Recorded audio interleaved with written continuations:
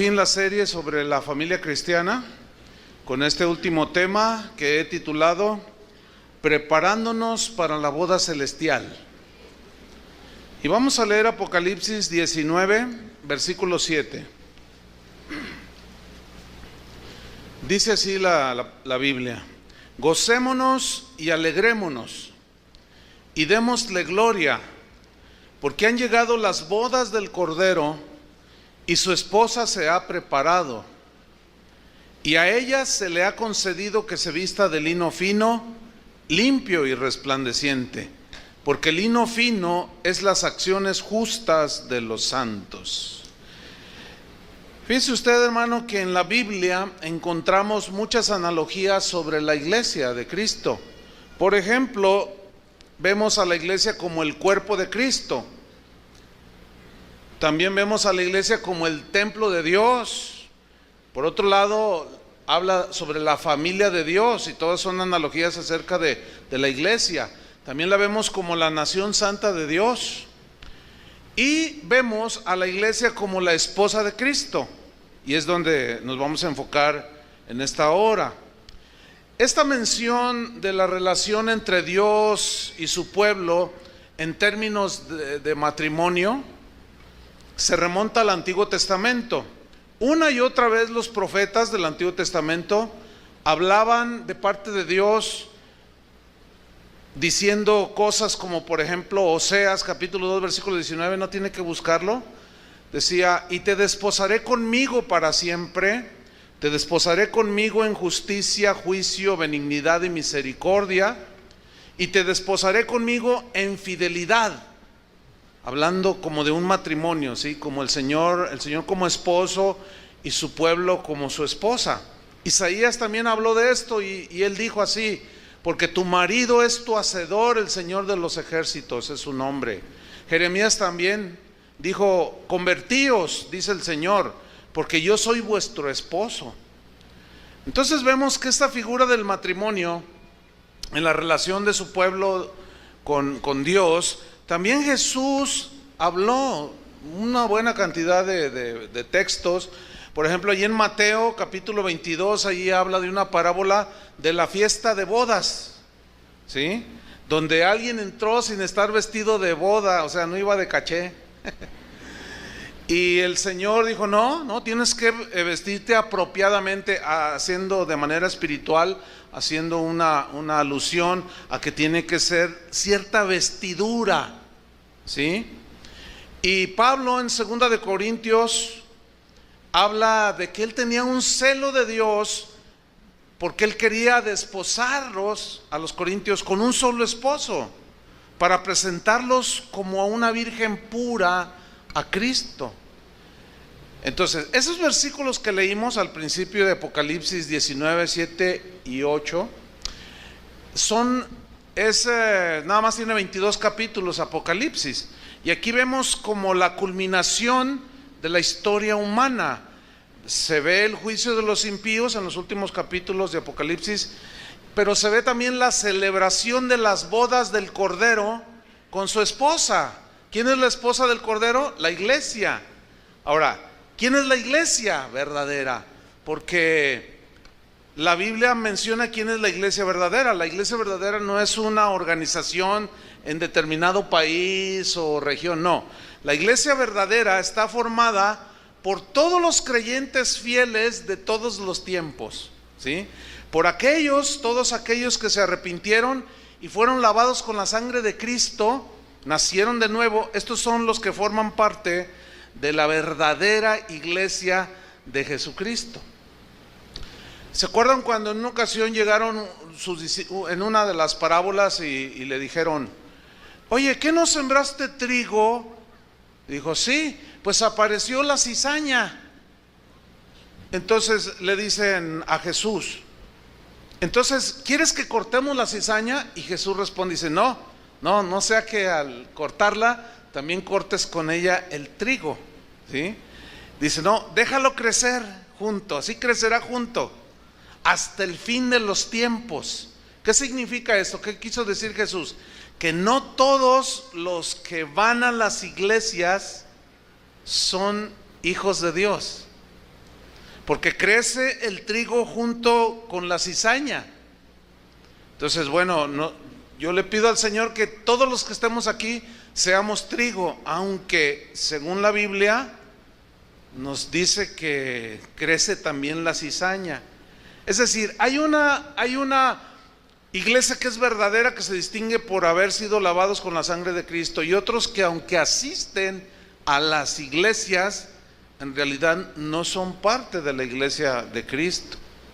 La pureza del vestido que nos narra en Apocalipsis de la esposa de Cristo, lino fino, dice, contrasta con la impureza del vestido de lo que la Biblia llama la gran ramera, la prostituta. Es un término muy fuerte que habla en Apocalipsis 17:4.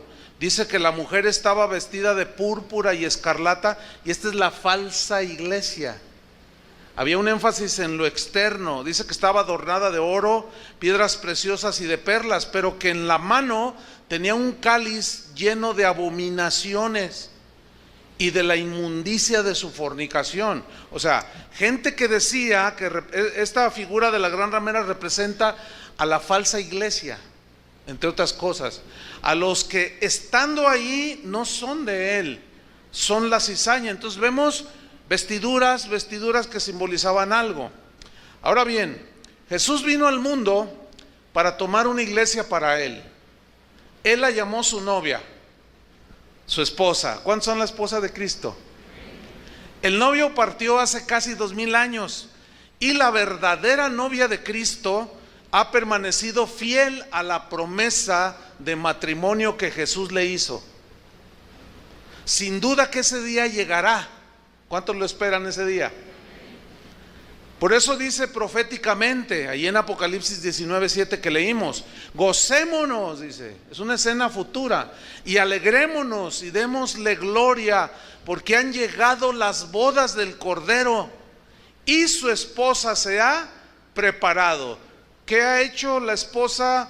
Ya la Biblia nos pone como un hecho que la esposa, la verdadera y fiel esposa de Cristo, ¿qué hizo? Se preparó. Y a ella se le ha concedido que se vista de lino fino. El lino fino, pues que es limpio, resplandeciente, blanco. Siempre en todas las culturas, inclusive el blanco es sinónimo de pureza.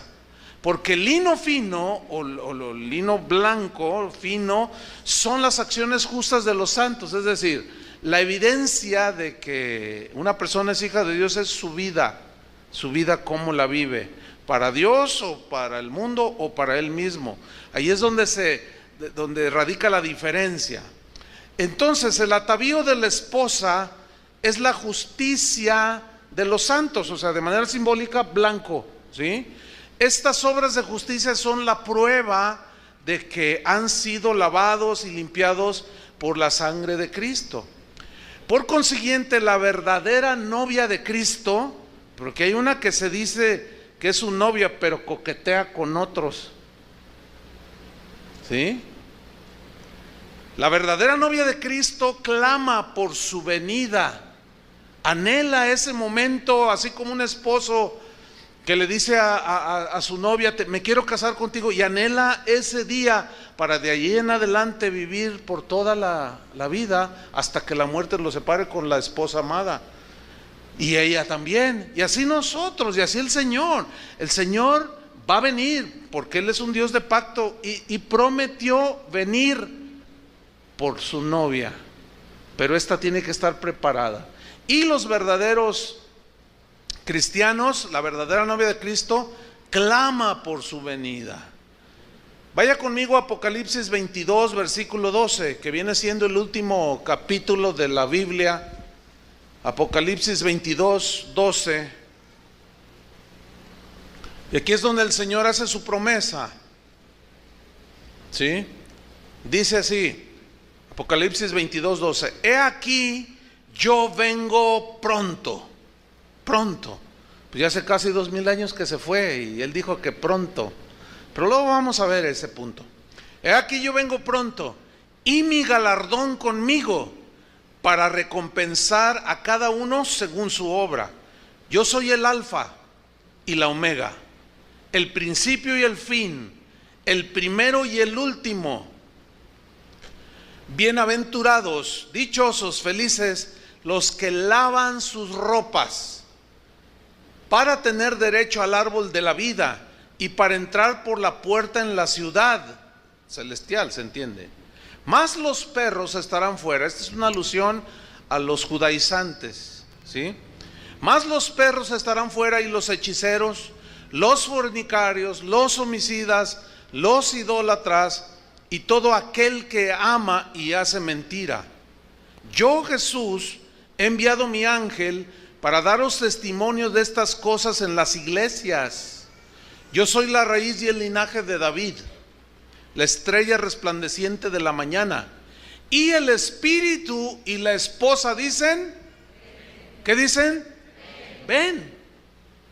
O sea, el espíritu que mora en nosotros y nosotros que somos la esposa de Cristo decimos, ven, porque Él prometió, he aquí yo vengo pronto.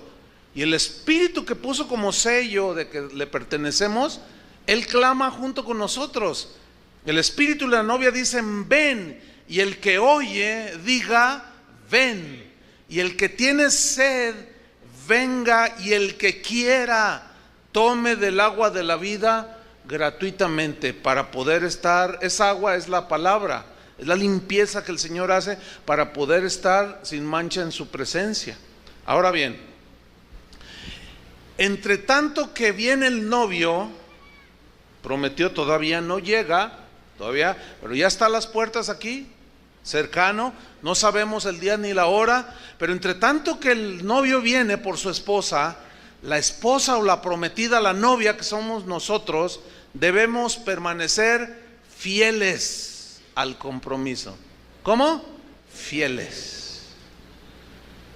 Sin andar coqueteando con el mundo, sin andar coqueteando con otros que pretendan atraparnos en sus garras, y mucho menos con Satanás. Santiago 4, versículo 4.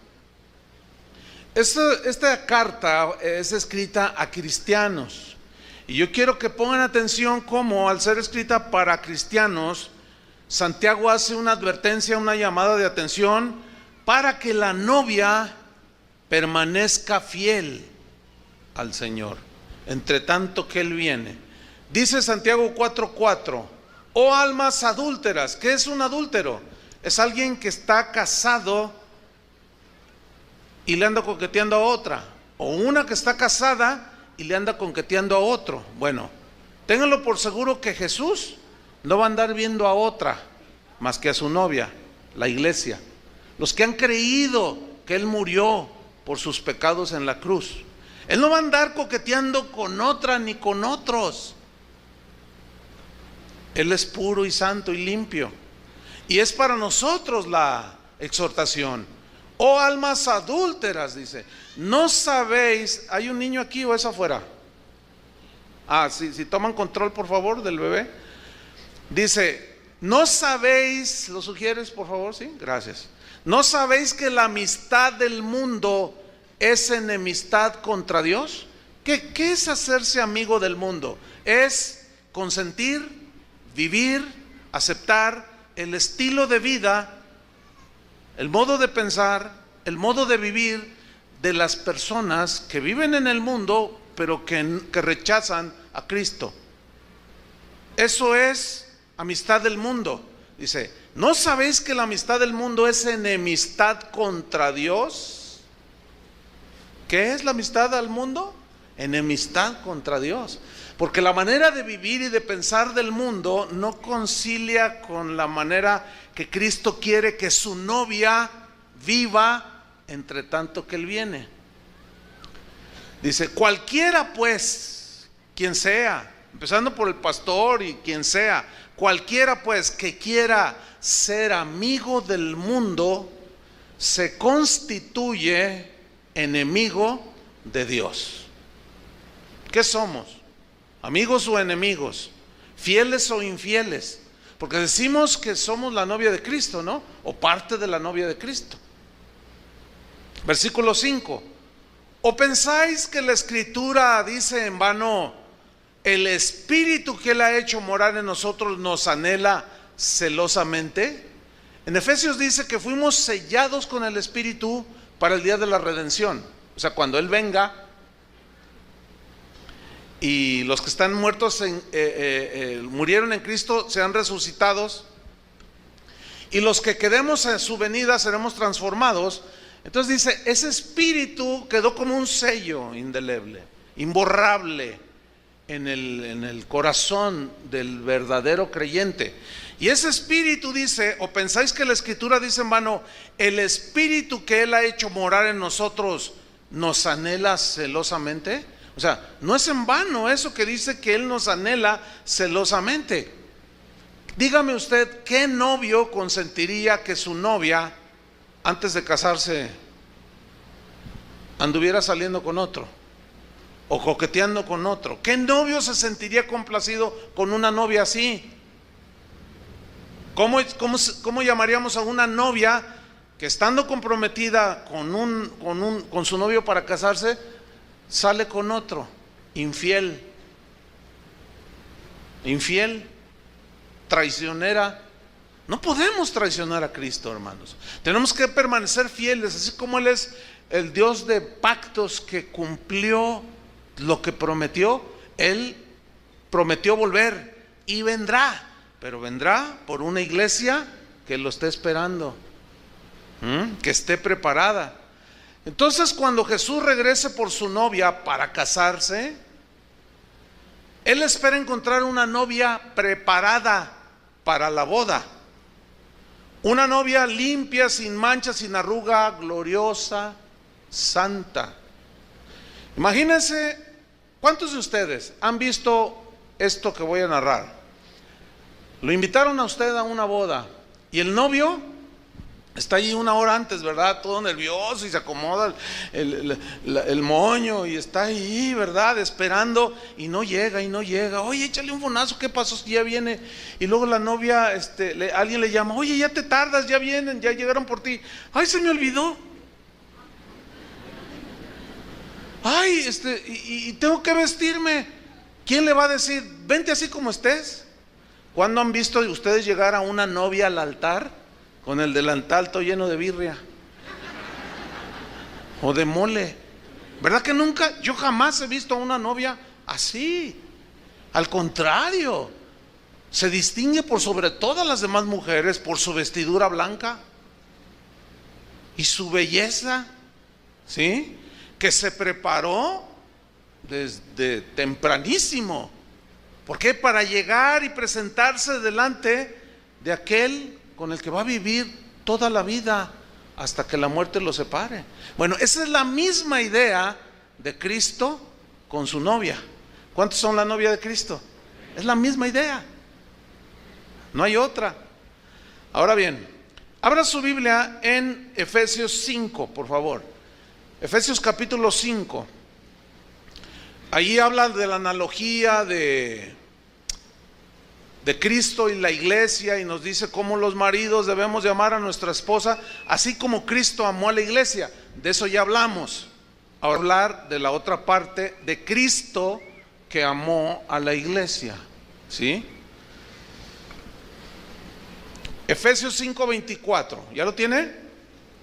Voy a leer, usted me sigue, por favor. Dice así: así que, como la iglesia está sujeta a Cristo, fíjense lo que dice la Biblia, que la iglesia, o sea, la novia, ¿está qué? Sujeta a Cristo. ¿Qué significa que la iglesia está sujeta a Cristo? Significa que los que somos cristianos estamos sometidos a la cabeza de la iglesia, que es Cristo. ¿En qué sentido? De que todo lo que Él ha dicho, lo que la Biblia dice de cómo debemos de pensar, cómo debemos de vivir, cómo debemos de hacer las cosas mientras viene el Señor, están escritas en su palabra. Entonces, la iglesia verdadera está sujeta a Cristo. En la mañana hubo una palabra de exhortación durante la adoración que de parte del Señor, que decía que había algunos que habían recibido el perdón del Señor, pero ellos no estaban dispuestos a perdonar a los demás, a los que les ofendían. Entonces, si tú eres de la iglesia verdadera de Cristo, estás sujeta ¿a quién? A Cristo. Y perdonas de la misma manera que Cristo te perdonó. Si no, nada más es una fachada externa el decir yo soy cristiano, pero en realidad en lo interno no hay sujeción. Seguimos haciendo lo que queremos, seguimos reaccionando como queremos, seguimos haciendo las cosas que queremos. No nos importa si en realidad le ofenden a Dios o no. Esa no es la iglesia que la Biblia contempla, que es la esposa de Cristo, ¿verdad que no? Por eso dice, así que como la iglesia está sujeta a Cristo. Ahora, pongan una señal ahí en Efesios 5 y abran su Biblia, pongan una señal porque vamos a regresar allí, y ábranla en primera carta a Timoteo capítulo 6, primera Timoteo 6, versículo 3.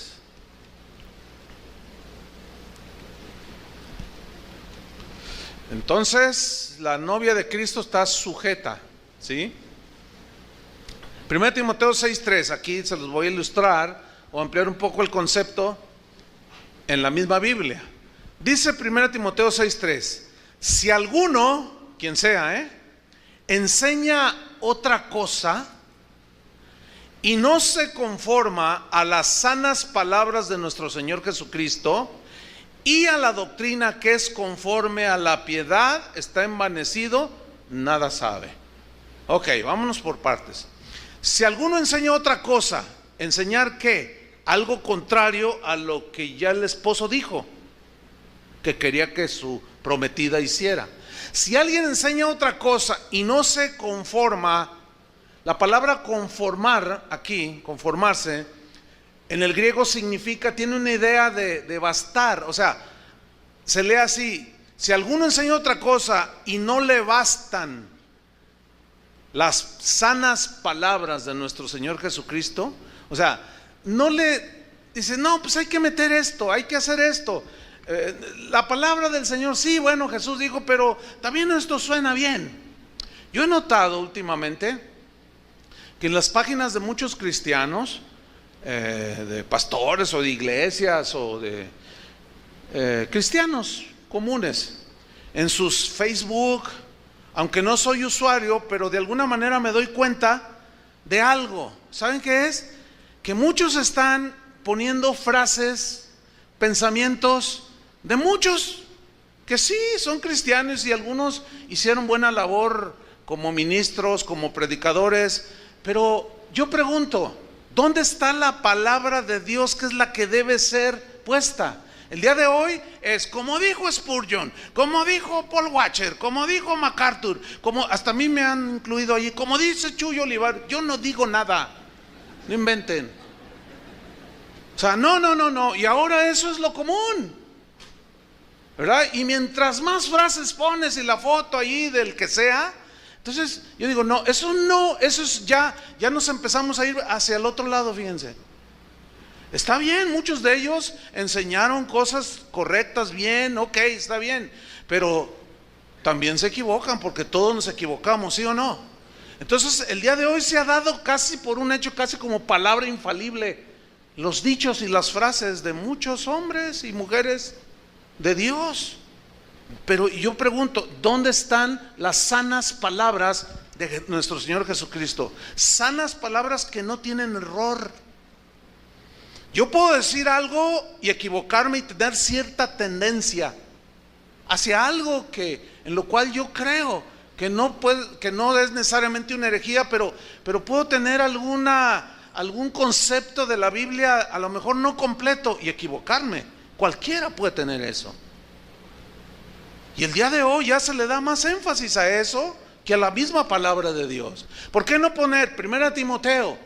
¿Por qué no poner Jesús dijo en el Evangelio de Mateo? ¿Por qué tienen que ser frases así? Y no les bastan las sanas palabras de nuestro Señor Jesucristo. Yo quiero subrayar sanas palabras. O sea, palabras que te dan vida, palabras que te dan salud espiritual, palabras que verdaderamente te consuelan en tus pruebas, palabras que sí te reprenden, pero que te hacen bien.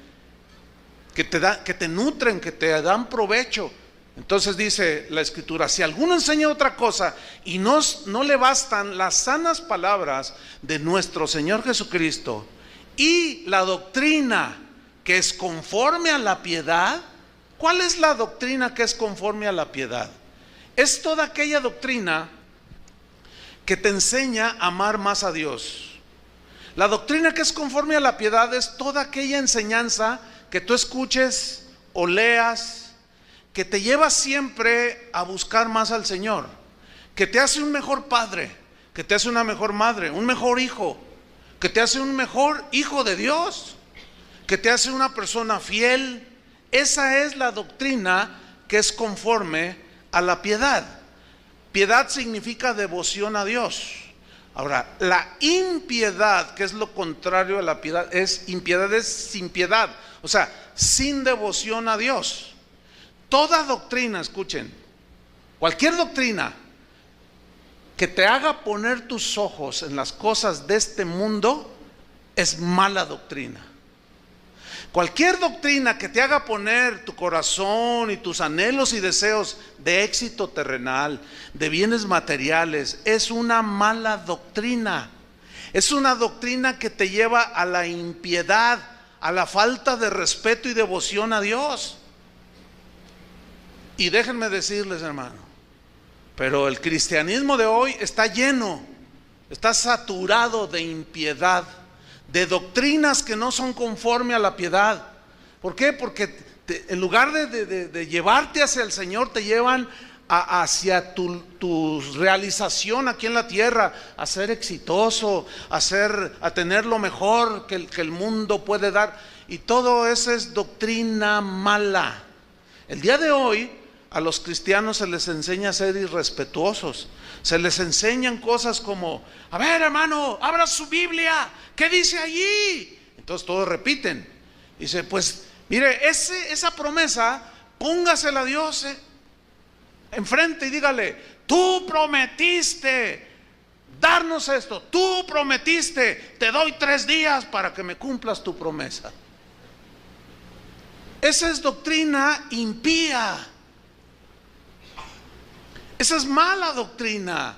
¿Por qué? Porque de cuando acá Dios dijo eso o permite eso. Pero muchos están enseñando mal a la novia de Cristo. Por eso dice: si alguno enseña otra cosa y no se conforma, no le bastan las palabras de Jesús, que son sanas, limpias, y no están de acuerdo con la doctrina que los lleva a la piedad, a la devoción, al respeto y a ser mejores en todo, mejores familias. Fíjate lo que dice el versículo 4: está envanecido, se llenó de orgullo. ¿Por qué? Porque está diciendo: lo que yo digo está mejor, le interesa más a la gente que lo que dice Jesús o lo que dice la doctrina sana, limpia. Está envanecido, dice, y nada sabe respecto de la buena doctrina. No sabe nada. Pero luego añade, dice: y delirar. En el griego esa palabra delirar también se traduce por enloquecer. O sea, quien hace esto y no le bastan las palabras de Jesús y hace a un lado la doctrina que es conforme a la piedad, enloqueció. Y bueno, como a los cristianos se nos da por cristianizar todo, la escuela cristiana, el restaurante cristiano, el café cristiano, pues también el manicomio cristiano. Nomás que yo creo que se va a abarrotar porque está lleno de locos. De locos que hacen a un lado la palabra de Dios. No les basta que Jesús haya dicho lo que haya dicho. No les basta que en las cartas, en las epístolas digan lo que dice. No les basta. Lo hacen a un lado y ponen sus propios pensamientos, sus propios proyectos, sus propias cosas. Pero enloquecieron. Y son, mira, los que se meten en todo esto. Cuestiones, contiendas de palabras, de las cuales nacen envidias, pleitos, blasfemias, malas sospechas. Bueno, ¿tú crees que el Señor quiere que así sea su novia? No. Volvamos a Efesios 5:25. Eso es que la iglesia, que le basten las palabras de Jesús, eso es la iglesia sujeta a Cristo. La esposa. Efesios 5:25, ¿lo tiene? Les dije que pusieran una señal ahí, Acuérdense, vamos a estar yendo y viniendo. Voy a leer del 25 al 27. Dice así: maridos, amad a vuestras mujeres, así como Cristo amó a la iglesia y se entregó a sí mismo por ella, para santificarla, habiéndola purificado en el lavamiento del agua por la palabra, a fin de presentársela a sí mismo una iglesia gloriosa, que no tuviese mancha, ni arruga, ni cosa semejante, sino que fuese santa y sin mancha. En el versículo 25, lo primero que dice es que los esposos debemos amar a nuestra esposa. Y la analogía es de Cristo con la iglesia. Así como Cristo amó a la iglesia y se entregó por ella. Ahora, ¿a qué nivel de entrega tuvo Jesús por su novia, nosotros? ¿Qué nivel de entrega? Hasta la muerte. Cristo Jesús amó fielmente a su novia. Sin andar coqueteando, Él se enfocó en su novia, porque se quería casar con ella, se quiere casar con ella, hasta el grado de morir por esa que sería su esposa. Y nosotros debemos de corresponderle. ¿Están de acuerdo conmigo? Tenemos que corresponderle con fidelidad al Señor. Fidelidad a Él, fidelidad a su palabra, fidelidad. Él se entregó por nosotros. Dice la Biblia en Romanos 5:8, no tiene que buscarlo. Dice: mas Dios mostró su amor para con nosotros. ¿Quiénes son nosotros ahí? La novia, los salvos, los que hemos sido lavados con la sangre de Cristo, la esposa con la que se quiere casar, la novia.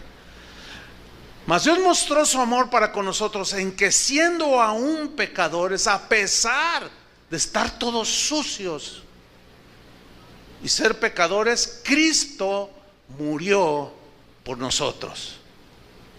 O sea, por su novia. Dice Pablo en su segunda carta a los Corintios, capítulo 5, versículo 15, dice: y por todos murió. ¿Por cuántos? Por todos. Para que los que viven, o sea, todos éramos pecadores, todos necesitábamos salvación. Él murió por todos. Pero ¿quiénes son los que viven? Para que los que viven aquí son todos aquellos que creyeron en el sacrificio de Cristo, que creyeron y recibieron el mensaje y creyeron la historia de la salvación. Entonces dice: y por todos murió, para que los que viven, que ya ahora somos nuevas criaturas. ¿Cuántos son nuevas criaturas? Ok, mira, nosotros que somos la novia, dice: para que los que viven ya no vivan para sí, lo que me gusta, lo que me dé mi gana hacer, lo que yo quiera pensar. A mí nadie, no, eso ya no. Ya no vamos a vivir para nosotros mismos, porque ya hemos sido limpiados y lavados. Para que los que viven ya no vivan para sí, sino vivan para aquel que murió y resucitó por ellos. Entonces, ¿para quién vamos a vivir? Díganlo. ¿O no están muy convencidos? Ahora, Él prometió volver por su novia, y en Apocalipsis dice que esa novia estaba preparada. Así la ve el Señor. Entonces, si tú y yo somos parte de la verdadera iglesia, parte de la novia de Cristo, nos vamos a preparar para cuando Él regrese. Algunos los va a encontrar dormidos, se duermen aquí, imagínate que no se duerman allá. Entonces Él no espera que nosotros sigamos viviendo haciendo lo que nos dé nuestra gana, porque entonces ya no sería la esposa sujeta a Cristo. Ahora Él espera que vivamos para Él, consagrados para Él. Todo nuestro ser, nuestro corazón, nuestros pensamientos, amarlo con todo, como dice el grande mandamiento. Ahora bien, volvamos a Efesios 5. Ya vimos que Cristo nos amó tanto que dio su vida por su novia. Ahora, al morir y tener un pueblo, o una novia en este caso, para casarse con ella, mira lo que hizo.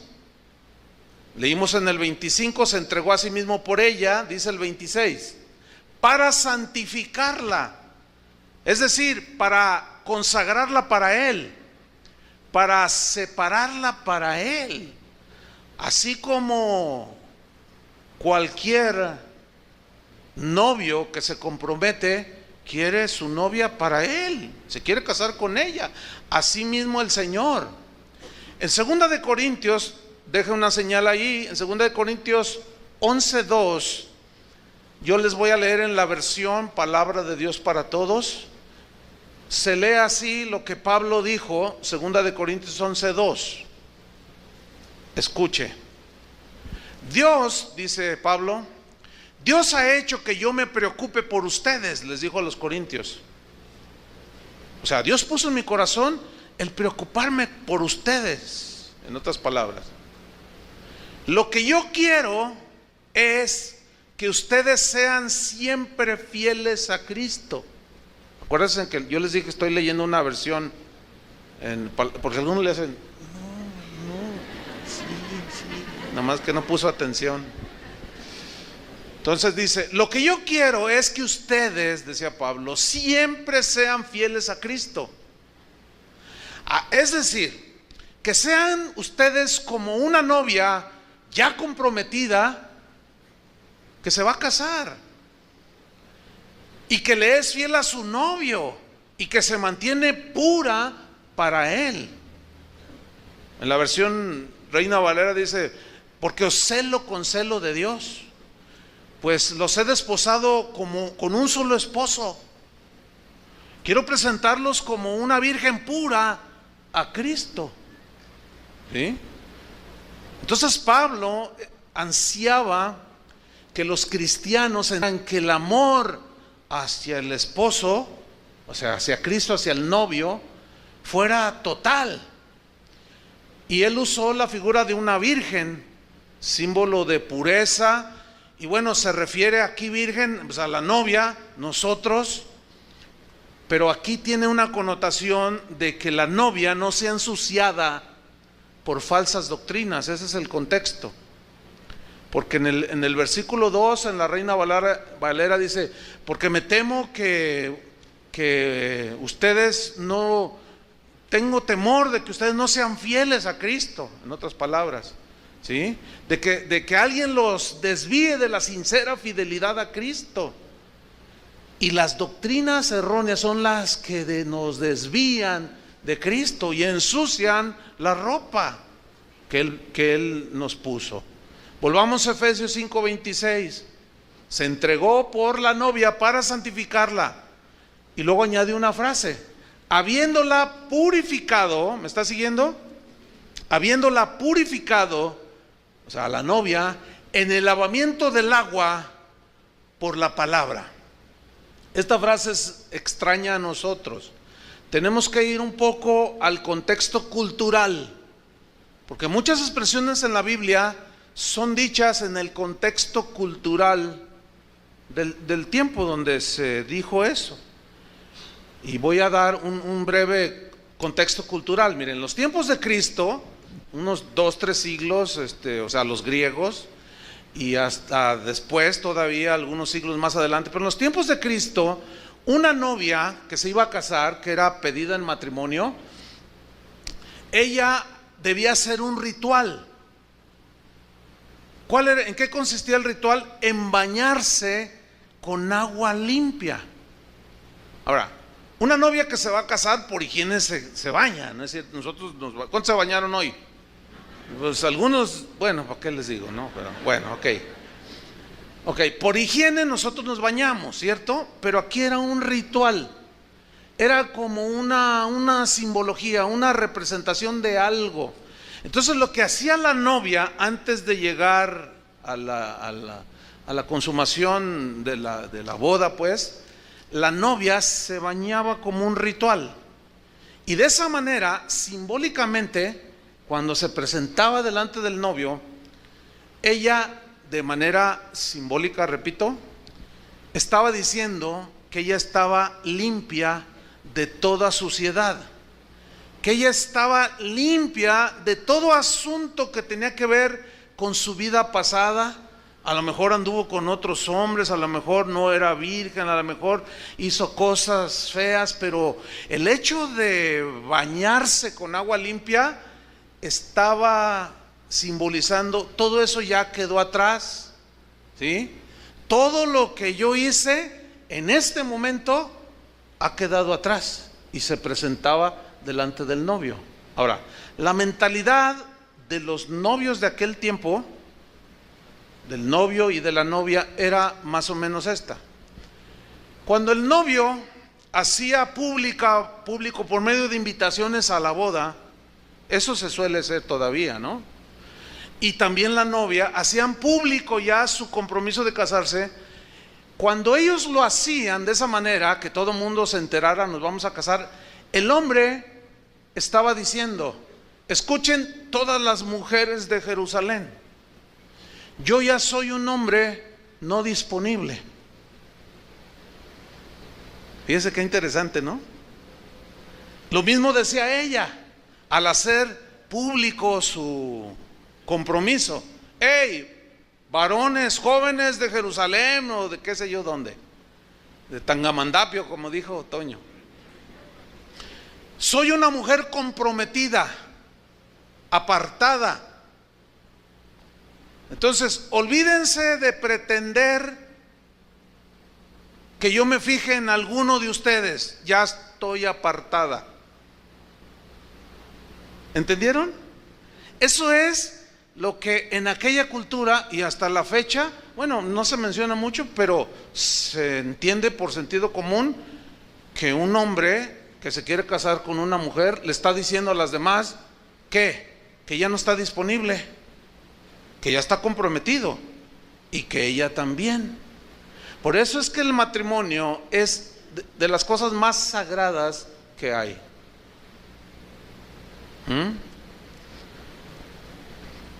Ahora bien, Cristo nos lavó. ¿Cómo? En el lavamiento del agua por la palabra. O sea, la frase lavamiento del agua por la palabra fue tomada de ese contexto de que la novia hacía todo ese ritual. Pero aquí el apóstol Pablo dice: fuimos lavados en y con el agua de la palabra. Pedro en su primera carta dice que fuimos renacidos o vueltos a nacer por la palabra de Dios, dice. En Hebreos 10:22 dice así: acerquémonos con corazón sincero. O sea, los que hemos sido lavados por el agua de la palabra, que hemos sido limpiados. Digan todos: hemos sido limpiados, díganlo. Esto es importante. Acerquémonos con corazón sincero, dice, en plena certidumbre de fe, con seguridad, sin ambivalencia, sin inseguridad, no, con toda certidumbre de fe y de confianza. Purificados los corazones, fíjate, purificados. Esa palabra es alusión al lavamiento con agua que hacían la novia o el novio. En este caso la novia, pero dice: purificados los corazones. ¿De qué? Mala conciencia. O sea, una limpia conciencia. Y lavados los cuerpos con agua pura. Esa sí es la alusión al ritual que hacía la novia. En este caso los creyentes, la iglesia. Y mantengamos firme, dice, sin fluctuar, la profesión, que también se traduce como confesión, de nuestra esperanza. ¿Cuál es nuestra esperanza? Que Él va a venir por nosotros y nos vamos a casar con Él. Mantengamos, dice, esa profesión, esa confesión de nuestra esperanza, porque fiel es el que prometió. ¿Cómo es el Señor? Fiel. Ahora, hablando de limpieza, vamos a Juan capítulo 15, versículo 3. Juan 15, 3.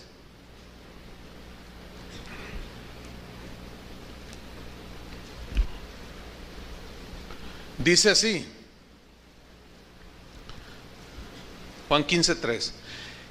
Ya vosotros estáis limpios, digan todos limpios. Ahora, fíjese cómo la Biblia se interpreta a sí misma. Ya vosotros estáis limpios, ¿por qué? Por la palabra que os he hablado. ¿Qué significa? Que cuando alguien acepta el mensaje del Evangelio, se arrepiente de sus pecados. Como cuando Pedro predicó en el día de Pentecostés, un tremendo mensaje, y había mucha gente, miles, y dijeron: ¿qué debemos de hacer para ser salvos? ¿Y qué le dijo Pedro? Arrepentíos, arrepiéntase cada uno. O sea, estaban creyendo el mensaje. Sigo leyendo. Ya vosotros estáis limpios por la palabra que os he hablado. Entonces la creímos, esa palabra, nos arrepentimos, nos limpió. Ahora, la palabra limpios aquí viene de un término griego que es cátaros, que significa libre de mezclas impuras. Y hay una alusión aquí al metal puro, por ejemplo, el oro de 24 quilates. Cuando es de 24 quilates, se habla que es de oro puro. Cuando se dice, pues yo tengo un reloj de oro de 18 quilates o una cadena, es un oro que tiene valor, sí, pero no está totalmente puro, tiene ahí algunas mezclas. Bueno, aquí cuando Jesús dice, ustedes están limpios, puros, son de 24 quilates, para que me entienda, ¿sí? Están libres de mezclas impuras, porque su palabra tiene el poder de limpiar cualquier suciedad, entiéndase pecado, ¿sí? Pero también cátaros, que se traduce limpios, significa sin mancha. Es decir, que cuando una persona, o mejor dicho, ¿cómo nos ve Dios ahorita? A los que hemos recibido a Cristo en nuestro corazón, ¿saben cómo nos ve? Limpios. Así nos ve el Señor, sin mezclas, sin mezclas impuras. Nos ve totalmente limpios. Ahora, Jesús aquí está enseñando que aquel que haya sido totalmente limpiado no necesita, cuando se ensucia el vestido, no necesita bañarse totalmente de nuevo, no, sino solo debe limpiarse aquellas partes que se ensució. Vamos a Juan capítulo 13 para extender un poco este pensamiento. Juan 13, versículo 3. Muy importante que lo entendamos. Juan 13, 3.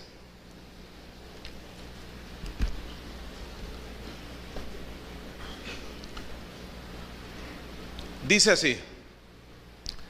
Esto es una historia muy conocida de cuando Jesús lava los pies de los discípulos. ¿Ha leído esa historia, no? Pero déjeme decirle, antes de leerlo, algo, con una pregunta. Este acto que Jesús hizo, ¿tenía una enseñanza netamente espiritual?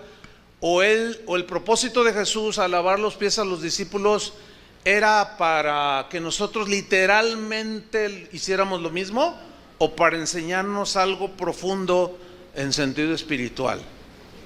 Sin duda que el sentido es netamente espiritual, ¿sí? Nosotros vamos a tratar de meternos al sentido espiritual, porque el natural pues muchos lo han entendido de manera superficial. A ver, ven Andrés, mira, a ver, póngale una sillita ahí al Andrés. Yo quiero hacer algo. A ver, tráeme, Julio, un balde con agua y una toalla. Entonces le quito los zapatos a Andrés y le quito los calcetines. Entonces los empiezo a lavar los pies y se los seco y les doy un besito. Entonces ya los demás dicen, ay, mira qué humilde el pastor, le lavó los pies a Andrés. Y Andrés está así todo, ay, ¿cómo el pastor? No, ¿cómo? Es un acto de humildad. ¿Será eso lo que quiso el Señor enseñar? Créame que esa no es la enseñanza más profunda. Nosotros queremos ver la enseñanza espiritual. ¿sí? Y no quedarnos allí en un ritual que es puro show, la verdad. Porque después de que se paran, muchos que hacen o sea, nada que ver con la novia de Cristo. Ahora vamos a Juan 13:3. Sabiendo Jesús que el Padre le había dado todas las cosas en las manos y que había salido de Dios y a Dios iba, se levantó de la cena, o sea que la última cena pues, y se quitó su manto y tomando una toalla se la ciñó. Solían ceñirla aquí en la cintura. Luego puso agua en un lebrillo y todos mirando, ¿no? Y comenzó a lavar los pies de los discípulos. Digan todos lavar, porque esto es bien importante. Y comenzó a lavar los pies de los discípulos y a enjugarlos con la toalla con que estaba ceñida. Entonces vino a Simón Pedro y Pedro le dijo: Señor, ¿tú me lavas los pies? Se sorprendió. Le dijo: ¿tú me lavas los pies? Ese es el sentido, ¿sí? Así, en ese tono. ¿Tú me lavas los pies? Ahora, porque déjame darle un contexto también que es de la cultura de aquellos tiempos. ¿Por qué Pedro se sorprendió? ¿Saben por qué? Por lo siguiente, mire, en aquellos tiempos no son como los de ahora, que las calles, hay pisos. En aquel tiempo no era así. Las calles no estaban pavimentadas como las de aquí. Bueno, Guadalajara era medio pavimentado, usted sabe. Pero entonces en aquellos tiempos había, pues los caminos eran de tierra. Ellos no usaban zapatos como nosotros que nos cubren el pie. Ellos usaban sandalias. Entonces cuando ellos se trasladaban a alguna parte de la ciudad o viajaban a pie, generalmente, ellos se ensuciaban en el camino, pisaban todo. Entonces, en su cultura, ellos acostumbraban que cuando llegaba un viajero a la casa o un visitante, por cortesía y por bienvenida, le lavaban los pies. Pero ese trabajo era reducido a los esclavos. O sea, llegaba alguien y decían: hey, daba la orden el señor de la casa y decía: atiende a los huéspedes. Y él ya sabía lo que tenía que hacer. Se ceñía una toalla, llevaba un balde con agua, los hacía que se sentaran y empezaba a lavarle los pies. Era un trabajo exclusivo de los esclavos. Entonces Jesús se inclina y empieza a lavar los pies de Pedro. Y Pedro le dice: Señor, ¿tú me lavas los pies? Versículo 7, sígame allí. Respondiendo Jesús le dijo: lo que yo hago, tú no lo comprendes ahora, mas lo entenderás después. Pedro le dijo: no me lavarás los pies jamás. Él era un hombre sincero, ¿no? Que pensaba que era impropio que el Señor hiciera eso. ¿Cómo? Dice: pues no me lavarás los pies jamás. Se puso bien digno, ¿no? Era sincero, pero estaba equivocado. No estaba entendiendo en ese momento lo que Jesús les estaba enseñando, que es lo que yo quiero explicarles ahora. No me lavará los pies jamás. Jesús les respondió: si no te lavare, digan todos lavare. Fíjate, pon atención. Si no te lavare, no tendrás parte conmigo. ¿Por qué enfatizo en lavar? Aquí es donde viene la enseñanza espiritual.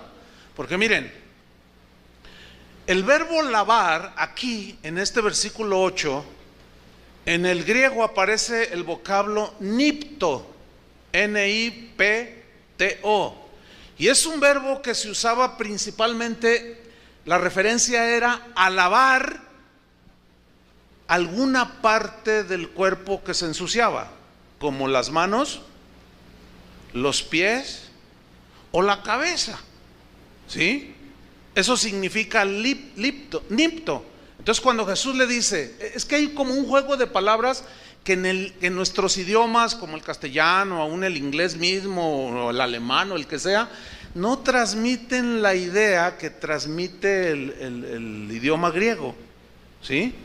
pues, como que no tiene mucho sentido lavar los pies. Bueno, pero dice, si no te lavare, no tendrás parte conmigo. O sea, no puedes estar delante de mí por toda la eternidad si no te lavare.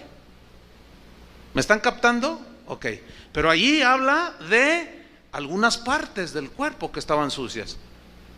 Simbólicamente eran los pies. Ahora seguimos leyendo.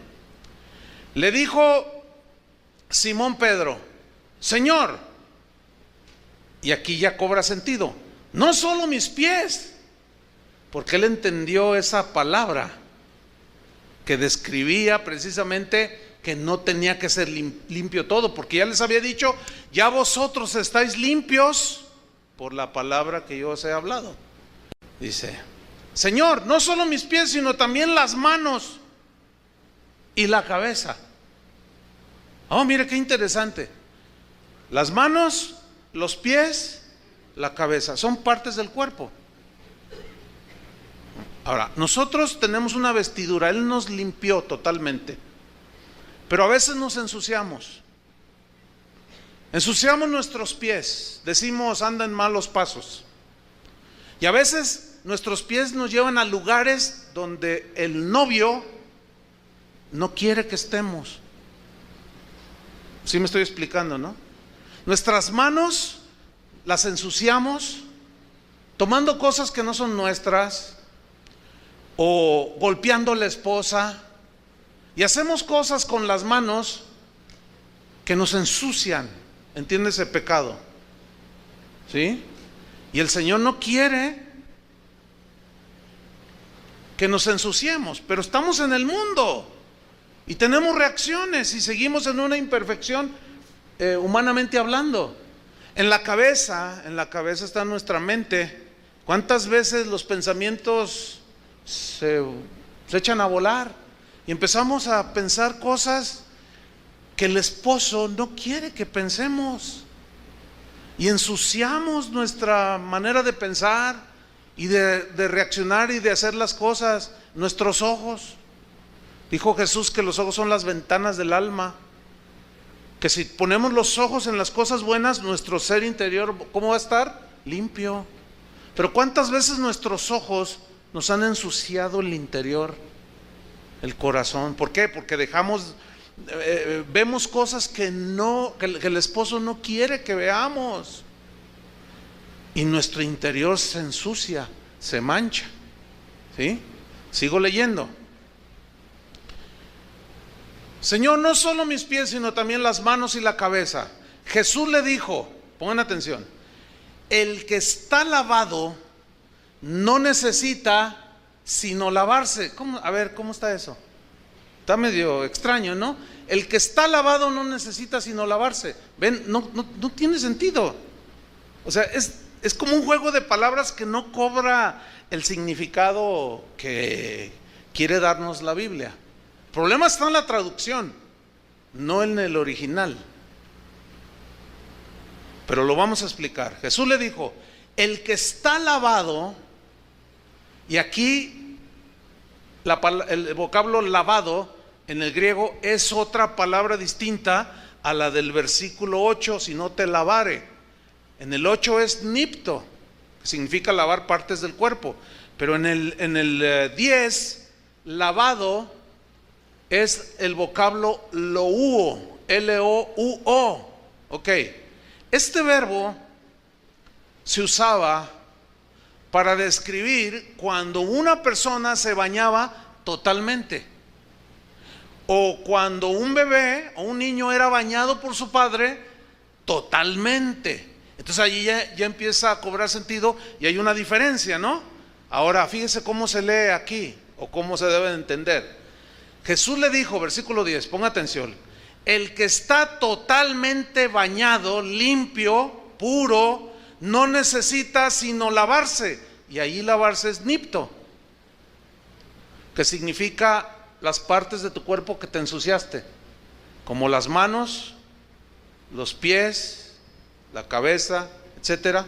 Fíjate, dice, no necesita sino lavarse los pies, pues está todo limpio.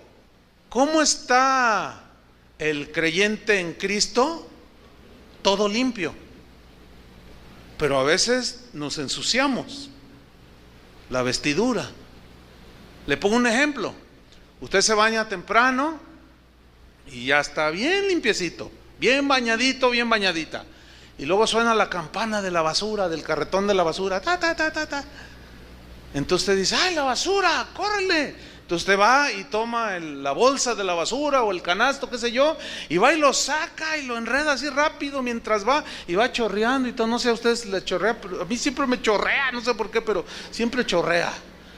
Entonces ya lo pongo allí y pasan los de la basura y se lo llevan. Ahora, lo más normal es que me bañe todo otra vez o que me lave las manos solamente. Las manos solamente. ¿Por qué? Porque estoy limpio, no necesito bañarme. Se nace de nuevo una sola vez y es cuando el Señor te baña, te limpia totalmente. Pero seguimos en este mundo imperfecto que está contaminado, ¿sí? Que está sucio. Pero sigo leyendo. Jesús le dijo, el que está lavado, bañado totalmente, no necesita sino lavarse o la parte del cuerpo que se ensució, pues está todo limpio. Y vosotros limpios estáis, lo hubo, todos limpios. Pero mira lo que viene a continuación, aunque no todos. ¿Cuántos estaban con Jesús allí? 12. ¿A quién se está refiriendo que no estaba totalmente limpio? A Judas. Los que se van a casar, tengan hijos, pónganle Judas a su niño. Está bonito el nombre. Nadie le pone. ¿Conoces algún Judas? Yo nunca he conocido. ¿Por qué? Por la implicación que tiene el nombre. Aunque el nombre quiere decir alabanza a Dios, eso quiere decir Judas. Pero por lo que hizo ya es un sinónimo como de traición, ¿no? Fue infiel al Señor. Ahora pongan atención. Judas, igual que los otros 11, el 10% aproximadamente de sus 12 discípulos, uno nunca se arrepintió. Nunca reconoció que era un pecador. Siguió viviendo como le dio su gana, pero andaba con los 12. Todos ustedes están limpios, dice, pero no todos. Porque dice el versículo que sigue, porque sabía quién le iba a entregar, o sea, Judas. Por eso dijo, no estáis limpios todos. La pregunta pertinente ahora aquí es, ¿estás limpio en la sangre de Cristo? Como el himno antiguo, ya estoy limpio en la sangre de Cristo Jesús. Somos limpios por la sangre. Esa es la pregunta, ¿estás totalmente limpio? ¿O estando en esa suciedad nada más te lavas las manos? No, escúchame. No, muchos hacen eso. O sea, nunca se arrepintieron, están todos sucios, hablando espiritualmente, pero se lavan las manos, se lavan la cabeza, entiéndase, vienen a la reunión, cantan alabanzas, leen la Biblia. Judas hacía lo mismo, pero él no estaba totalmente limpio. Ahora, a los discípulos les dijo, ustedes ya están limpios, pero es necesario que se laven cuando se ensucian. Es decir, que entre tanto que el novio viene por su novia, nosotros, la novia de Cristo, que estamos limpios, seguimos caminando en este mundo que está contaminado por el pecado, hermanos. Y en ese caminar, aunque no es nuestro deseo, nos ensuciamos. Porque el cristiano ya no peca por gusto. Antes sí, nos daba placer el pecado, ay, no nos importaba nada. Pero ahora en Cristo ya no, ¿verdad que no? Algunos de ustedes quieren pecar, así que yo voy a pecar. No. Y cuando pecamos nos duele en el corazón. ¿Les duele? Porque son hijos de Dios. Y no te dueles porque no eres su hijo. Dios es bueno. Entonces nosotros nos ensuciamos en nuestro caminar y debemos lavarnos constantemente para estar limpios y sin mancha para cuando Él venga. Déjame ilustrárselo. Una muchacha, jovencita, cumplió 15 años. La edad de las ilusiones, dice, ¿no? Entonces ella le venía diciendo a su padre: papá, cómprame un vestido blanco de esos anchos así, bonitos para mis 15 años. Y el papá se lo compró. Llegaron los 15 años y era blanco el vestido, bonito, y se veía bonita la niña, la quinceañera. Y ahí andaba con sus amiguitos, una muchachita sana, limpia, así.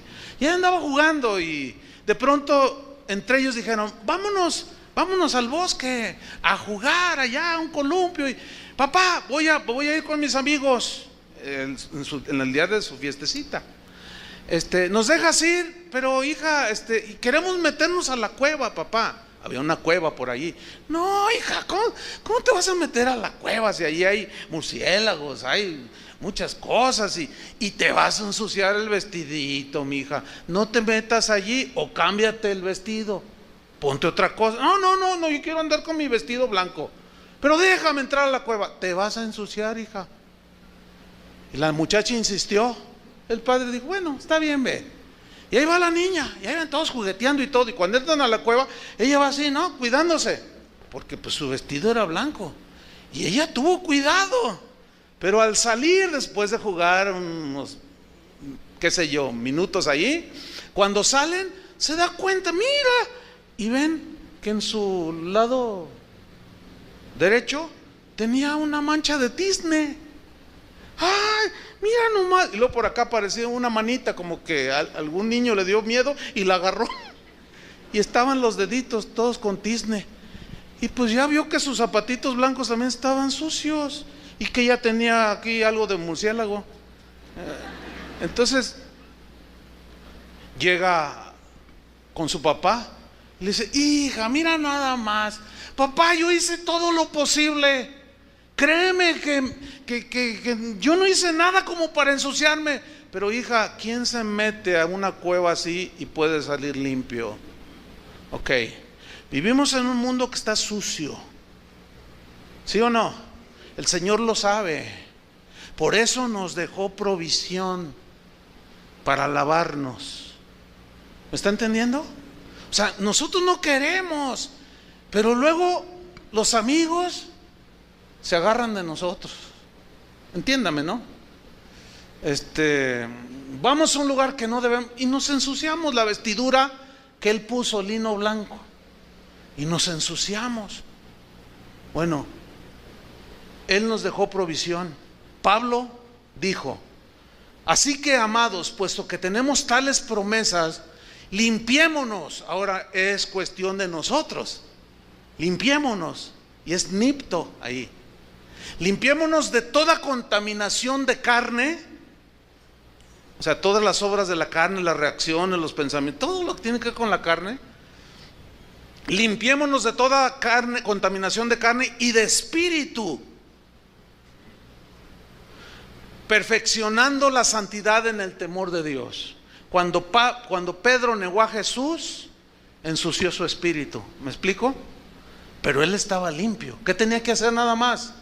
Lavarse.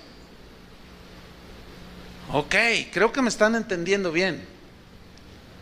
Entonces, si usted es hijo de Dios, nosotros no tenemos que volver a lavarnos todos. Ya fuimos lavados una sola vez, pero nos ensuciamos. ¿Y qué hacemos todos los días? En la mañana cuando entramos al baño, o cuando vamos antes de comer, ¿qué hacemos todos los días? Nos lavamos las manos, porque vamos a comer, ¿cierto? Esa es la misma idea, esa es la analogía. Dice: limpiémonos de toda contaminación de carne y de espíritu. Juan ensució su espíritu cuando se postró a los pies del ángel para adorarlo. Y el ángel, fíjese qué tremendo, le dijo: levántate, yo mismo soy consiervo, no me adores, adora a Dios, le dijo. Fíjate, el mismo apóstol. Y justamente a él se le dio la instrucción para que escribiera de lo que teníamos que hacer la novia de Cristo, que andamos con nuestro vestidito limpio de quinceañera, ¿sí? Blanco, bonito, y justamente a él que se contaminó, En su espíritu se le dieron las instrucciones de lo que debemos hacer nosotros cuando nos ensuciamos. Primera de Juan 1:8, ahí está.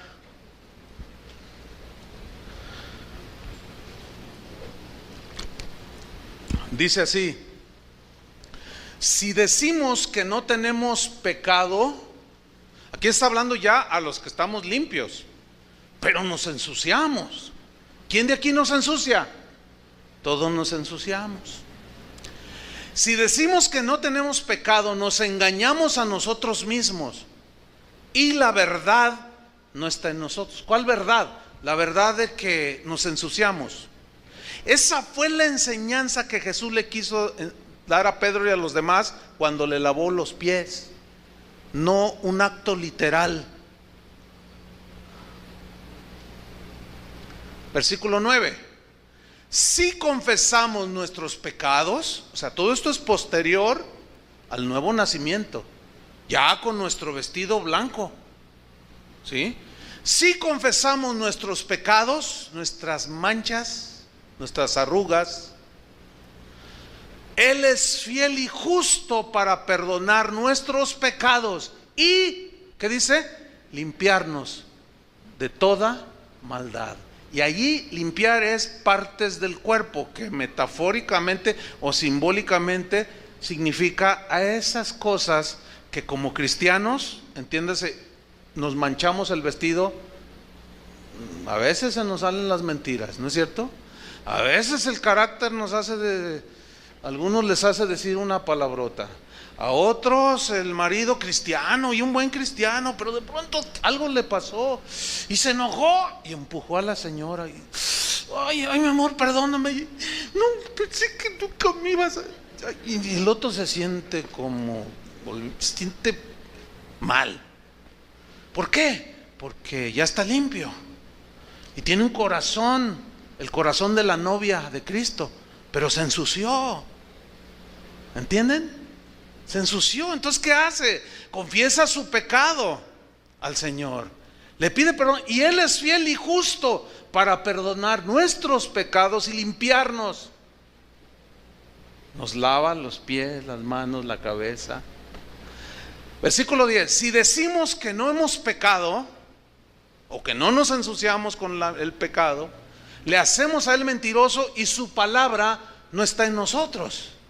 Ahora, su palabra dice que estamos limpios, pero también dice que nos ensuciamos y que debemos de tener una reflexión cotidiana, hermanos, de diario. Así como diario nos bañamos o nos lavamos las manos antes de comer, de igual manera en lo espiritual, todos los días: Señor, ¿cómo reaccioné? ¿Qué? Y el espíritu ahí va a estar. Manchaste tu vestidura del lado izquierdo, traes una mancha en la cara, traes tizne ahí en la cara, qué sé yo. Ahora, vamos a 1 Juan 2:1, un capítulo adelante, 1 Juan 2:1. Fíjate el tono del apóstol, dice: hijitos míos. Se oye bonito, ¿no? Hijitos míos, o sea, ya somos hijos. Claro, ahí es la expresión de Él, pero es el corazón de Dios. Dice: estas cosas os escribo, ¿para qué? Para que no pequéis. No es la voluntad de Dios, pero Él sabe que somos propensos a ensuciarnos y dejó provisión. Estas cosas os escribo para que no pequéis. Y si alguno hubiere pecado, esa palabra hubiere habla de eventualidad. O sea, no habla de algo continuo y cotidiano, no, sino de algo eventual. ¿Cada cuándo te vas de vacaciones? ¿Todos los días del año? No, eventualmente. Entonces, fíjate lo que dice aquí: estas cosas les escribo para que no pequen. Pero si eventualmente, podríamos decirlo así, alguno se ensucia, ¿qué dice? Abogado tenemos para con el Padre, a Jesucristo el justo. ¿Por qué dice abogado? Es el abogado defensor. El acusador ahí está: mira, muy cristiano, y sí, mira, empujó a su esposa o le dio una bofetada. Y el Señor dice: sí, pero como abogado, ahí esa es la función de abogado. Sí, pero él Él no tiene culpa ya, se ensució, pero yo lo limpio. Y Él es fiel y justo para perdonarnos y limpiarnos de toda maldad. ¿Cuántos le dan gracias a Dios por eso? Esto trae libertad. No trae libertad para seguir pecando, sino una libertad, algo tan hermoso dentro. No sé si lo está percibiendo o sintiendo usted acá. Es la provisión y la fidelidad de Dios. Tenemos abogado para con el Padre, Jesucristo el justo. Ahora, volvemos para irnos al final, pero no se me vaya nadie, ¿eh? Efesios 5:27. Todo esto hizo por la novia, el lavamiento del agua por la palabra, para presentársela a sí mismo, dice versículo 27, ¿qué? Presentársela a sí mismo, una iglesia gloriosa. Gloriosa significa honorable, de vestidura preciosa, limpia, de elevada reputación, eso significa el vocablo glorioso, llena de la vida de Cristo, llena de las obras y las acciones de Cristo, a fin de presentársela a sí mismo una iglesia gloriosa que no tuviese ¿qué? Mancha, ¿sí? No sé si alguna vez que usted se ha vestido de caché, como dijeron, o que para una ocasión especial, una boda, va a solicitar un trabajo, usted se pone corbata o la señora un traje así, qué sé yo, y antes de irse desayuna y ¡zas!, cae una gotita de salsa tamazula en la corbata. A mí me ha pasado. Bueno, yo no lavo toda la corbata. Yo he estado en lugares donde pues al comer o a veces los otros no, pues con un poquito, con un pañuelito y con agua y un poquito y ya, no se nota, ¿verdad? Hace rato me comí unos tacos y miren, sin mancha. O sea, no tuve que llevarla a la tintorería y lavarla toda, ¿no? Para que no tuviese mancha ni arruga ni cosa semejante, sino que fuese santa y sin mancha. Concluimos. Entre tanto que el novio viene a buscar a su novia, ¿quién es la novia? Aquí estamos, Señor, esperándote. Entre tanto que Él viene a buscarnos para celebrar las bodas del Cordero, que dice en Apocalipsis, nosotros nos estamos preparando para ese día glorioso. Él dejó provisión, ¿sí? Preparándonos para que cuando Él venga y nos pida cuentas, entreguemos buenas cuentas, sin mancha y sin arruga, ¿sí? ¿Qué hiciste con tu familia? ¿Qué hiciste como esposo, como padre, como hijo? El tema es la familia cristiana y tiene que ver con el matrimonio. Y eso es algo que Dios instituyó y es muy importante para Él. Preparándonos para su venida y nos encuentre sin mancha y sin arruga, criando a nuestros hijos, ¿sí?, en disciplina y amonestación del Señor, siendo buenos padres, etcétera, etcétera, preparándonos para cuando Él venga. Ahora, abra su Biblia en 2 de Pedro 3:1. Cuando lo tenga, se pone de pie, porque esto lo vamos a leer de pie. 2 de Pedro 3:1. En la mañana algunos tardaron media hora en encontrarlo, entonces mejor párense. 2 de Pedro 3, todavía no se vayan, acuérdense que es falta de respeto, y aquí hay gente respetuosa, ¿verdad? Aquí les enseñamos la doctrina que es conforme a la piedad, ¿no? Respeto. 2 de Pedro 3:1, ¿ya lo tiene? Ok, me sigue ahí, dice así: amados, esta es la segunda carta que os escribo, y en ambas despierto con exhortación vuestro limpio entendimiento. ¿Sabes por qué entendiste esto? Porque estás limpio. Por eso lo entendiste.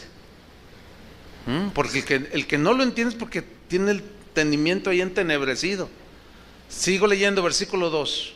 Para que tengáis memoria de las palabras que antes han sido dichas por los santos profetas y del mandamiento del Señor y Salvador dado por vuestros apóstoles, sabiendo primero esto, que en los primeros días vendrán burladores, andando según sus propias concupiscencias. Y diciendo, ¿dónde está la promesa de su advenimiento? O sea, de que Él va a venir. Ya se tardó, ya son 2000 años que se tardó. ¿Dónde está la promesa de su advenimiento? Dice, porque desde el día en que los padres durmieron o murieron, Abraham, Moisés, todos esos, todas las cosas permanecen así como desde el principio de la creación. Estos ignoran voluntariamente que en el tiempo antiguo fueron hechos por la palabra de Dios los cielos y también la tierra que proviene del agua y por el agua subsiste. Por lo cual el mundo de entonces pereció anegado en agua. Esto es en alusión al diluvio de Noé. Versículo 7. Pero los cielos y la tierra que existen ahora, para los que andan diciendo allí que vamos a reinar en la tierra y que el reino de Dios ahora y que aquí quién sabe cuánto, lean esto. Los cielos que ahora existen y la tierra están reservados por la misma palabra, guardados para el fuego en el día del juicio y de la perdición de los hombres impíos. O más, oh amados, dice, no ignoréis esto, que para con el Señor un día es como 1000 años y 1000 años como un día. ¿Hace cuántos años que se fue? Casi 2000, hace 2 días. Ahora, ¿por qué alargó el Señor el tiempo de su venida? ¿Saben por qué? ¿Han leído en la Biblia que dice la longanimidad de Dios? Esa palabra para nosotros suena muy extraña. Longanimidad significa la extensión de la paciencia. Dios es paciente, pero la longanimidad es que Dios extiende en grado sumo su paciencia. ¿Para qué? Leamos. El Señor, versículo 9, el Señor no retarda su promesa, según algunos la tienen por tardanza, sino que es paciente para con nosotros. Nosotros son todos los seres humanos, pecadores, no queriendo que ninguno perezca. Por eso son 2000 años. ¿Entiende? Su longanimidad, la extensión de su paciencia, no queriendo que ninguno perezca. Escúchame bien, Dios no quiere que te vayas al infierno. ¿Escuchaste eso? Él no quiere que te vayas al infierno. Él ya hizo lo que tenía que hacer en la cruz por ti. ¿Aceptas o rechazas la obra de Cristo en la cruz? Él no quiere que te vayas al infierno. Él quiere que formes parte de la novia y que vivas por la eternidad con Él. Eso quiere Él, no queriendo que ninguno perezca, sino que todos, dice. ¿Cuántos son pecadores? Todos. Sino que todos procedan ¿a qué? Al arrepentimiento, que es el que nos lava. Versículo 10. Pero el día del Señor vendrá como ladrón en la noche. ¿Cómo viene un ladrón en la noche? Sin avisar. No te dice, hey, oye, vengo a robarte. No. O sea, intempestivamente, cuando menos lo esperas, y el Señor ya está a las puertas, Estamos entrando a la noche más oscura en la humanidad. Vean alrededor, por todos lados es oscuridad total, tinieblas, entiéndanse, pecado para aventar para arriba. Pero ahí está. El día del Señor vendrá como ladrón en la noche, en el cual los cielos pasarán con gran estruendo y los elementos ardiendo serán deshechos, y la tierra y las obras que en ellas hay serán quemadas. Puesto que todas estas cosas, atención, han de ser desechadas o destruidas, quemadas, ¿cómo no debemos andar en santa y piadosa manera de vivir? Esperando y apresurándoos, o sea, en prepararnos para la venida del día de Dios, en el cual los cielos encendiéndose serán deshechos y los elementos siendo quemados se fundirán. Pero nosotros, la novia, digan todos, nosotros, ¿qué? Esperamos, según sus promesas, cielos nuevos y tierra nueva, en los cuales mora la justicia. Por lo cual, oh amados, estando en espera de estas cosas, procurad con diligencia ser hallados por Él sin mancha e irreprensibles en paz. Preparémonos, hermanos, para la boda celestial. Amén. Oremos. Señor, te damos muchas gracias por tu palabra que nos limpió, Señor, nos dio arrepentimiento para vida, nos hiciste nuevas criaturas, nos pusiste una vestidura blanca, nos estás preparando porque quieres una novia gloriosa, pura, sin mancha. Pero seguimos en este mundo que está sucio, contaminado, y a veces nos ensuciamos, Señor. Y sabiéndolo de antemano, en tu bondad y misericordia, diste provisión para lavarnos esas partes de nuestro ser que ensuciamos. A veces son pensamientos, nuestros pasos nos llevan a otros lugares que no te agradan, nuestras manos. Tantas cosas, Señor, que pueden ensuciar, contaminación de carne y de espíritu. Señor, gracias por la provisión. Te estaremos esperando, Señor, y cotidianamente, día tras día, lavaremos nuestras manos con agua pura. Enjugaremos y limpiaremos nuestra cabeza, nuestros ojos.